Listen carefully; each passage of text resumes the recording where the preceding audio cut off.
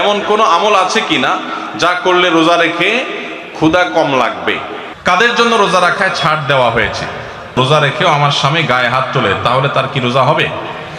ঘুম থেকে জাগ্রত হতে না পারার কারণে যদি সাহরি খেতে না পারি এবং না খেয়ে রোজা রাখি, তাহলে রোজা হবে কিনা? সাহরি খেতে খেতে ফজরের আজান দিয়ে দিলে করণীয় কি? রমজানে হারিয়ে যাওয়া এমন কিছু আমলের কথা বলুন যা অধিক ফজিলতপূর্ণ আমল, কিন্তু তা অনেকেই জানে না বা আমল করে না। শবে কদরের নামাজের নিয়ম, নিয়ত ও কোন সূরা দিয়ে পড়তে হয় একটু জানাবেন। ঘুম থেকে জাগ্রত হতে না পারার কারণে যদি সাহরি খেতে না পারি এবং না খেয়ে রোজা রাখি, তাহলে রোজা হবে কিনা? অবশ্যই রোজা হবে। ঘুম থেকে আপনি উঠতে দেরি হয়েছে, সাহরি খেতে পারেন নাই, বরং আপনার ওই দিন আরো বড় চ্যালেঞ্জ নিতে হবে যে আজকে আমি লম্বা রোজা রাখবো। রাত্রে যে খেয়ে শুইছি, সাহরি খেতে উঠতে পারি নাই, আমি ইফতার পর্যন্ত রোজা রাখলে আমার রোজাটা সবচেয়ে দীর্ঘ রোজা হবে, কষ্ট সবচেয়ে বেশি হবে। আর হাদিসে আসছে ইন্না আযামাল জাযা মা আযামিল বালা, কষ্ট যত বেশি হবে আল্লাহ তাআলা আজর বা বিনিময় তত বেশি দিবেন। যে আমি বেশি সহিষ্ণু হলাম, বেশি ধৈর্যশীল হলাম, বেশি সংযম করলাম, সো ওই দিন আরো বেশি চ্যালেঞ্জ নিতে হবে ইনশাআল্লাহ তাআলা। সাহরি খেতে খেতে ফজরের আজান দিয়ে দিলে করণীয় কি? সাহরি খেতে খেতে যদি ফজরের আজান দিয়ে দেয় এবং ওয়াক্ত হয়ে গেছে, ওয়াক্ত মতোই আজান দেওয়া হয়েছে, আজান দেওয়া হয়েছে তার মানে ওয়াক্ত হয়ে গেছে, তখন আপনি খাচ্ছেন, তাহলে সেই রোজা আপনাকে আবার রাখতে হবে, এই রোজা হয় নাই। কারণ সাহরি খেতে হবে ফজরের ওয়াক্ত হওয়ার আগে আগে। ফজরের ওয়াক্ত শুরু হয়ে গেছে, তখনও আপনি খাওয়াতেই আছেন এবং গিলেছেন, তাহলে আপনার রোজা হবে না। যদি এমন হয় যে ওয়াক্ত হচ্ছে তার আগ মুহূর্তে খেয়েছেন, এখন মুখে খাবার আছে, খান নাই, নিয়েছেন খাওয়ার জন্য, বাকি ওয়াক্ত হয়েছে বা আজান হয়েছে দেখে আপনি ফেলে দিয়েছেন, তাহলে রোজা হতে পারে। এখন দেখবেন যে ওয়াক্ত হওয়ার পরে কিছু খাইছেন কিনা, অল্প যদি খেয়ে থাকেন ওয়াক্ত হওয়ার পর, ধরুন আপনার 5:20 আজান হলো বা ওয়াক্ত হলো ফজরের, তা আপনি ঠিক 5:20 সময় অল্প একটু খেয়েছেন, এক ডুব পানি খেয়েছেন, বাস এই রোজাটা আপনার আবার রেখে দিতে হবে, কাজা করতে হবে। এরপরে প্রশ্ন হলো, রমজানের প্রথম 10 দিন, মাঝের 10 দিন ও শেষের 10 দিনকে বলা হয় রহমত, মাগফিরাত ও নাজাতের দিন, এটা কতটা সহি? তাহলে কি ওই দিনগুলোতে রহমত, মাগফিরাত, নাজাত পাওয়া যাবে নাকি বাকি দিনগুলোতেও পাওয়া যাবে? দেখুন, এই হাদিসের সনদকে মুহাদ্দিসরা কেউ কেউ কিছুটা দুর্বল বলেছেন, কিন্তু এটার মাধ্যমে এটাও হতে পারে যে এই দশকে বিশেষভাবে রহমত দেওয়া হয়, অন্যগুলোতে আমভাবে দেওয়া হয়। এর মানে এই না যে অন্য দিনগুলোতে রহমত দেওয়া হয় না। আমার উপর যখন রোজা ফরজ হয় তখন আমার বয়স 11 বছর ছিল, আমি তখন রোজা রাখি নাই, এখন কিভাবে রোজা রাখবো? আপনি এখন রোজা রাখবেন, আগের যত রোজা বাকি ছিল রাখেন নাই সেগুলো কতগুলো হলো আনুমানিক একটা ফিগার বের করে এখন থেকে রোজাগুলো রেখে রেখে শেষ করবেন। আমরা গরিব মানুষ, শ্রমজীবী, মাঠে আলু তোলা, সরিষা কাটা এবং মাটি কাটা ইত্যাদির কাজ করি, রোজা রাখা বিরাট কঠিন। রোজা রাখলে কাজ করা যায়, কাজ নাই, ভাত নাই, কি করব তাহলে? ভাইরা আমার, এই প্রশ্ন আমাদের যখন আসে শ্রমজীবী ভাইদের কাছ থেকে, তখন আমরা প্রথমেই তাদের প্রতি সমবেদনা জানানোর চেষ্টা করি যে আমরা এমন একটা সমাজে বাস করছি যে সমাজে আমাদের শ্রমজীবী ভাইদের জন্য আসলে ভালো কোনো ব্যবস্থা নেই। অনেকেই এমন আছেন যে দিন আনেন দিন খান, কাজ না করলে তার পেটে ভাত নাই। এই ভাইদেরকে আমরা বলবো, আপনার এমন হার্ড পরিশ্রম করতে হয় যে রোজা রেখে সেটা করা সম্ভব নয়, এই অজুহাতে আপনার রোজা না রাখার সুযোগ নাই। আপনি এখন বলবেন, হুজুর তাহলে কি মরে যাব? না, মরেও যাবেন না, আপনার জন্য বহু বিকল্প আছে। কি কি বিকল্প আছে? ধরুন একজন রিক্সা চালক, রিক্সা চালানো খুব হার্ড পরিশ্রমের কাজ। আজকাল অবশ্য বেশিরভাগ এলাকাতে মোটর লাগাই নিয়েছেন, যারা প্যাডেল মারেন পায়ে দিয়ে, তাদের অনেক কষ্ট হয়। এখন আপনি বলতে পারেন, হুজুর 8 ঘন্টা 7 ঘন্টা 6 ঘন্টা রিক্সা চালা, কিভাবে রোজা রাখবো এই গরমের সময়? আমি বলবো, ভাই আপনার যে অনেকগুলো অপশন আছে তার ভিতরে একটা অপশন হলো, আপনি যদি ইচ্ছা করেন যে রমজান মাসে আমি রিক্সা চালাবো খুব অল্প সময়, যে জমার টাকা তুলে কোনো রকম আমার ডাল ভাত কেনার কোনো রকম ব্যবস্থা হবে, মানে কোনো রকম বেঁচে থাকার ব্যবস্থাটা হবে, যেহেতু আমার রোজা রাখা লাগবে এই জন্য আমি ডিউটি একটু কমায় করবো, 6 ঘন্টা জায়গা 3 ঘন্টা করব, এবং দিনে ডিউটি করলে প্যাসেঞ্জার একটু বেশি থাকে, আমি একটু রাতে বেশি ডিউটি করব, প্যাসেঞ্জার একটু কম থাকবে, তারপরেও আমার রোজাটা রাখা হবে। চেষ্টা করলে উপায় আছে না নাই? আপনি যদি আগে থেকে 4 মাস আগে থেকে প্ল্যান করেন, যেহেতু সামনে রমজান মাস আসতেছে, রমজান মাসে হার্ড পরিশ্রম আমি করতে পারি না, করতে গেলে রোজা রাখা হয় না, রোজা রাখা এদিকে ফরজ, আমার আল্লাহর কাছে যেতে হবে, সেজন্য আমি 4 মাস আগে থেকে যদি একটু একটু করে টাকা জমা করে রাখি রোজার মাসে, যাতে আমি বসে বসে খেতে পারি বা কম পরিশ্রম করে সংসার চালাতে পারি, তাহলে সেই সুযোগ আছে না নাই? এরকম বহু সুযোগ আছে। আপনি লোন করে করতে পারেন, পরে সেই লোন পরিশোধ করতে পারেন। করোনার সময় দেখেন, আমরা অনেক কিছুকে মনে করি অসম্ভব, করোনার সময় সেগুলো যে সম্ভব সেগুলো আমরা হাতে কলমে দেখেছি। যখন কোয়ারেন্টাইনের সময় রিক্সা চালকদের রিক্সা বন্ধ ছিল, তখন কিভাবে চলেছেন? মাসকে মাস, বছর জুড়ে যদি চলতে পারেন, এখন এক মাস চলতে পারবেন না? এই জন্য ভাই কষ্ট হবে ঠিক, কিন্তু সদিচ্ছা থাকলে সম্ভব।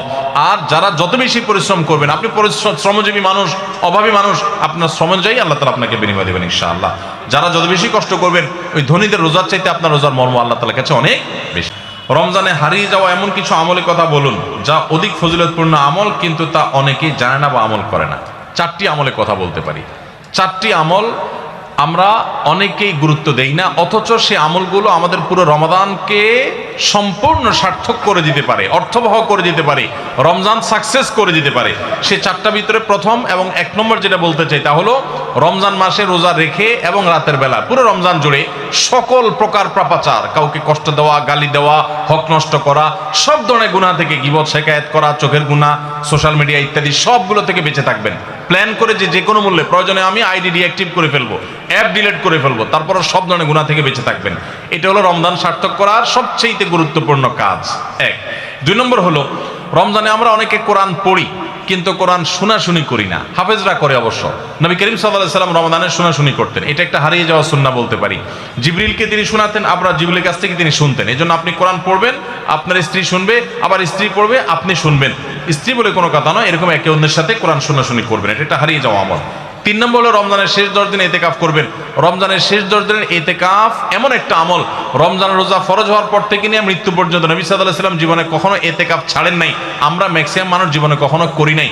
এতেকাফ করা হলো আল্লাহর ঘরে এসে গাঁটটি বোসকা নেই পড়ে যাও যে আল্লাহ ক্ষমা করা ছাড়া যাব না। এতেকাফ করা যদি মসজিদে ঘুমায়ও থাকে, এতেকাফ করাটাই যেহেতু একটা স্বতন্ত্র ইবাদত, সো তার এতেকাফ করার মাধ্যমে লাইলাতুল কদর তিনি অটোমেটিক পাবেন ইনশাআল্লাহ। এই জন্য ইতিকাফের আমলটা আমাদের রমাদানকে সার্থক করে দিতে পারে, অথচ এটা হারিয়ে যাচ্ছে। আর 4 নম্বর এবং সর্বশেষ হলো, রমজানের শেষ দশক হলো ইবাদতের দশক, আমলের দশক। আমরা প্রথম 2 দশকে যা পারি না পারি, শেষ দশক বেশি আমল করার চেষ্টা করব। অনেকে আমরা শহর থেকে গ্রামে যাওয়ার জন্য পরিকল্পনা করতে করতে 4-5 দিন চলে যায়। অনেকে কেনাকাটার জন্য 4-5 দিন ব্যয় করে ফেলি। ঈদের প্রস্তুতির জন্য আমাদের শেষের দিনগুলো নষ্ট হয়ে যায়। এগুলো না করে আল্লাহর ওয়াস্তে শেষ দশককে ইবাদতের জন্য রিজার্ভ করে ফেলি, গোটা ফ্যামিলি সহ ইবাদত বন্দেগী করি, রমজানটাকে আমরা উপভোগ করতে পারবো ইনশাআল্লাহ। এটা আমাদের জন্য তৃপ্তির রমাদান হবে। আল্লাহ আমাদেরকে তৌফিক দান করুন। তাহলে 4টি আমলের কথা বলেছি, সকল প্রকার গুনাহ থেকে বেঁচে থাকা, কোরআন শোনাশুনি করা, ইতিকাফ করা এবং রমজানের শেষ দশক বিশেষভাবে ইবাদতের পরে যত্নশীল হওয়া, শেষ দশকে সকল ব্যস্ততা কমায় দেওয়া। এই 4টি জিনিস আমাদের রমাদানকে সার্থক করতে পারে ইনশাআল্লাহ তাআলা। নারীদের জন্য কিছু আমল বলুন, কারণ রমজানে বাসায় সাহারি, ইফতারি, অন্যান্য কাজ করতে করতে বেশি বেশি আমলের সুযোগ তারা পান না। মা বোনরা ইফতারি সাহারি ব্যস্ততায় অনেকেই রমজানে ইবাদত বন্দেগীর সুযোগ পান না, তাদের জন্য আমরা বিশেষ কিছু পরামর্শ দিতে পারি। নাম্বার 1, রমজানের আগে থেকে ইফতারের যে আইটেমগুলো আগে থেকে জোগাড় করা যায় সেগুলো আগে থেকে জোগাড় করে, যেমন পেঁয়াজি আইটেম ইত্যাদি অনেক সময় বাটায়া বেটে ফ্রিজে রেখে দেওয়া যায়। যেগুলো আগে করা যায় সেগুলো আগে করে রাখেন, যাতে রমজানে ইবাদতবন্দি করতে পারেন। সাহারির সময় ভোর রাতে খেতে উঠে সবাই খাওয়া দাওয়া করে রেখে চলে যায়, আমাদের মা বোনরা দেখা যায় থালা বাসন নিয়ে ব্যস্ত হয়ে পড়েন। ওই টাইমে থালা বাসন রেখে, যেটা যেভাবে সেভাবে ঢেকে রেখে আপনি মাশগুল হয়ে যান দোয়াতে সাহারির সময়। এরপরে ফজর নামাজ পড়ে আপনি এবার কাজে লেগে যান। ওই মূল্যবান সময়গুলো নষ্ট করবেন না।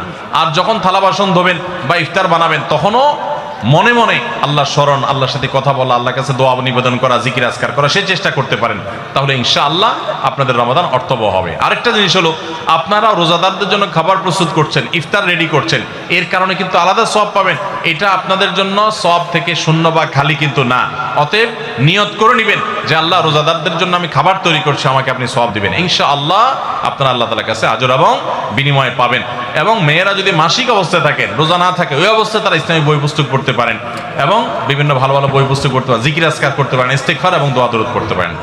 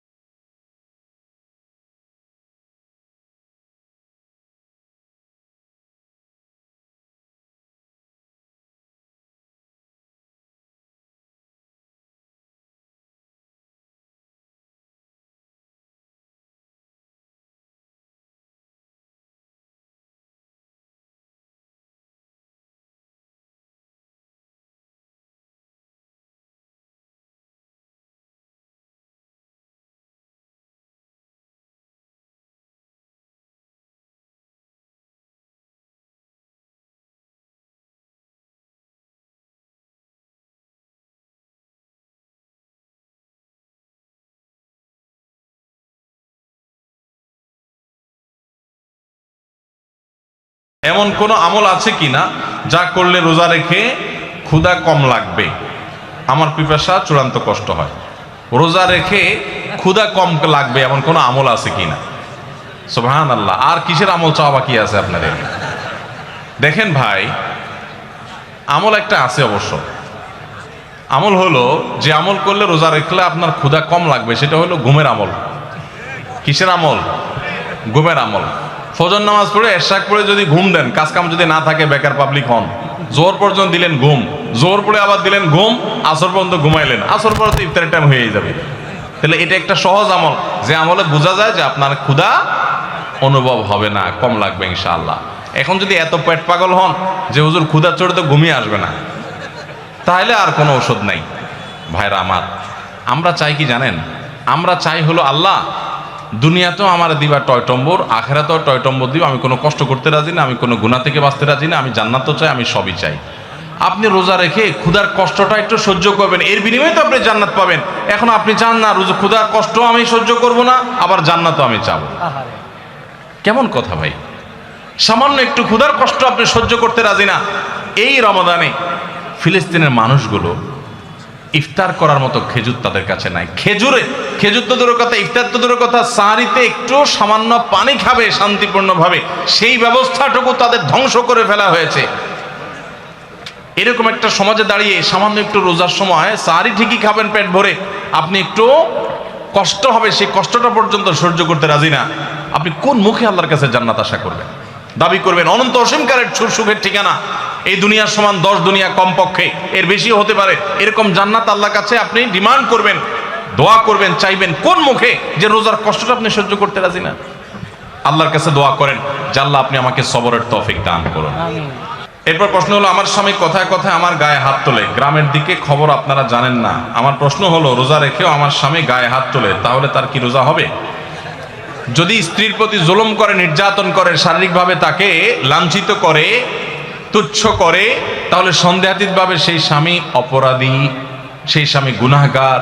স্ত্রীর যদি অধিকার নষ্ট করে, তার প্রতি যদি জুলুম করে, কথায় কথায় গায়ে হাত তোলা অবশ্যই জুলুম। এই জুলুম যদি কোনো পুরুষ করে, কোনো স্বামী করে, তিনি রোজা রেখে জুলুম করছেন, তার মানে তিনি গাছের গোড়া কেটে আগায় পানি দিচ্ছেন, তিনি ওষুধও খাচ্ছেন, বিষও খাচ্ছেন। রোজা রেখে তার উপকার হচ্ছে, কিন্তু জুলুম করে তার আবার ধ্বংস তিনি ডেকে আনছেন। রোজার মর্ম যদি তিনি বুঝতেন, তাহলে এটা করতেন না। নবী সাল্লাল্লাহু আলাইহি সাল্লাম বলেছেন, রোজাদার ব্যক্তির সাথে কেউ যদি ঝগড়া করতে আসে, সে বলবে ভাই আমি রোজাদার, আমি ঝগড়ার উত্তর দিতে পারতেছি না। আর এই লোক বরং ঝগড়া তো দূরের কথা, আরো এক কাঠি সরস, সে বোর গায়ে হাত তুলছে, মারামারিতে লিপ্ত হচ্ছে, সন্দেহাতীতভাবে সে রোজার মর্যাদা রাখে নাই। এই লোক প্রকৃত অর্থে রোজাদার না। তারপরও তার রোজা সে রাখা কন্টিনিউ করবে এবং রোজার মর্মটা বোঝার চেষ্টা করবে। আল্লাহর কাছে তার হেদায়েতের জন্য আপনি দোয়া করবেন এবং সবর করবেন, অন্যদেরকে দিয়ে তাকে বোঝাবেন। আমরা অনেক পুরুষ আছি এখনো স্ত্রীদের প্রতি জুলুম করি। আজকাল অবশ্য কিছুটা পাল্টে গেছে পরিবেশ, অনেক মহিলা আছে তলে তলে পুরুষদেরকে নির্যাতন করে। এই ঠিক ঠিক আওয়াজটা সবসময় এই জায়গায় জোরে শুনি, সব জায়গায় আমি। এর মানে হলো ঘরে ঘরে এটা চলতেছে। আপনারা সবাই কি এই এই এই এই এই সমস্যা পড়ছেন? সবাই? যে পরিমাণ আওয়াজ হচ্ছে তাতে আসলে নারী অধিকার নিয়ে বহুত কিছু হয়েছে আমার দেশে, নতুন করে পুরুষ অধিকার নিয়ে ভাবতে হবে বোধহয় আমাদেরকে। অনেক মহিলা আছেন যারা পর্দা করেন, নামাজ পড়েন, আসলেও ভালো মানুষ অনেক দিক থেকে, কিন্তু স্বামীর সাথে চরম বেয়াদবি করেন। মুখে মুখে তর্ক ছাড়া কোনো কথা নাই, বেয়াদবি ছাড়া কোনো কথা নাই।